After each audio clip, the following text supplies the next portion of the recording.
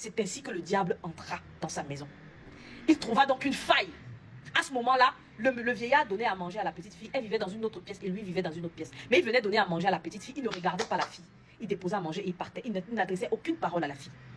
Alors, un beau jour, quand il venait déposer la notice, on se rendit compte que la fille est triste. Elle était triste, désespérée. Comme quelqu'un qui voulait mourir, elle ne mangeait pas. Elle n'avait pas mangé le repas. Alors il demande, est-ce que tout va bien? Parce qu'il avait peur qu'elle soit malade. La fille dit, elle est triste. Il dit, il y a quoi? Elles se sont seules. Il dit, ça va aller. Il a porté, il a parlé, il a donné le repas. Alors à chaque fois qu'il apportait le repas, il essayait un peu de parler avec elle. C'est ainsi qu'ils se sont rapprochés. Et ils se sont rapprochés jusqu'à ce qu'ils ont couché ensemble. Le malin est entré et la tentation est venue. Il a couché avec la fille, elle est tombée enceinte.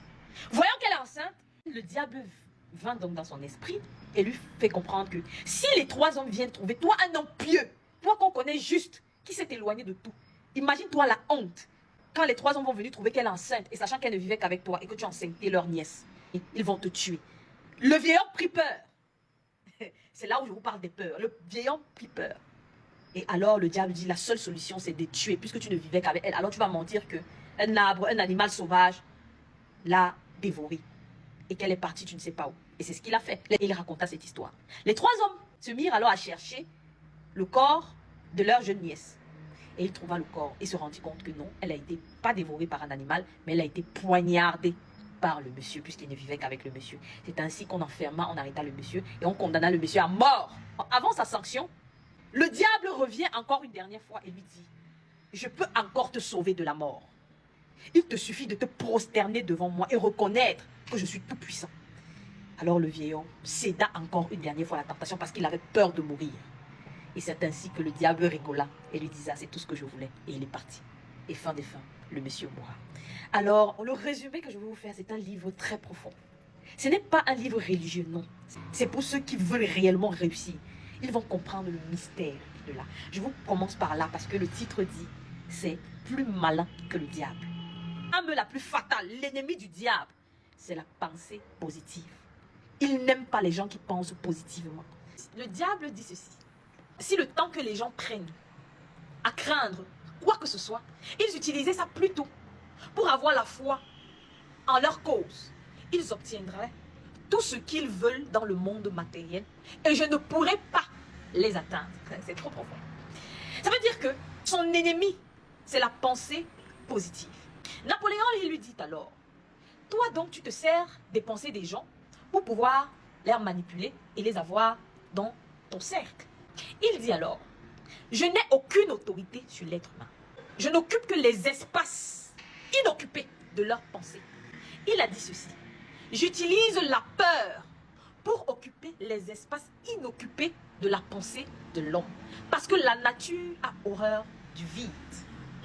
C'est très puissant ce livre, plus malin que le diable. Alors, Napoléon, il lui demande quelles sont les méthodes par lesquelles tu passes pour amener les gens à dériver. Il explique donc en donnant des cas précis. Il dit, par exemple, le mariage. L'homme et la femme. Les gens se marient, mais ne prennent pas le temps avant d'élaborer un plan précis et comment pour leur permettre de maintenir une relation harmonieuse. Donc, vu qu'ils n'ont pas de plan commun et précis, ils ont tendance à laisser ce vide, la peur d'être trompés. Et lorsque je trouve une faille et que la peur s'installe, il y a une partie de leur cerveau qui est inoccupée. Ça veut dire que le fait de ressentir de la peur ne vous permet pas de réfléchir, d'utiliser votre cerveau à 100%. Et comme la nature a horreur du vide, le diable occupe toutes les parties inoccupées. Il commence alors à implanter dans cette peur de perdre, d'être trompé, il commence à vous exposer les défauts l'un contre l'autre. Vous commencez à vous quereller, à voir uniquement les défauts. Vous développez alors une pensée dominante. Vos pensées dominantes deviennent alors uniquement des pensées négatives. Et le diable dit donc alors, n'oubliez pas que vos pensées dominantes attirent leur équivalent. Ça veut dire que quoi? Toutes vos pensées dominantes, si elles sont négatives, elles n'attirent que leur équivalent. Ça veut dire que ce que vous craignez, ce que vous pensez de négatif, c'est ça qui se réalise. Le diable dit, derrière toute réalité, il y a une cause. Ah, c'est très puissant. Derrière toute réalité, il y a une cause. Il dit donc que dans les mariages, c'est comme ça qu'il fait. Jusqu'à ce que les couples se séparent. Et donc, ils dérivent. Il dit qu'il utilise l'éducation, le système éducatif, les enseignants. Il dit le système éducatif n'est jamais précis. Les enseignants vous transmettent des connaissances. il y a un système éducatif qui est là. Mais qui ne vous dit jamais ce que vous devez de manière précise, ce que vous feriez avec les connaissances qu'il vous donne.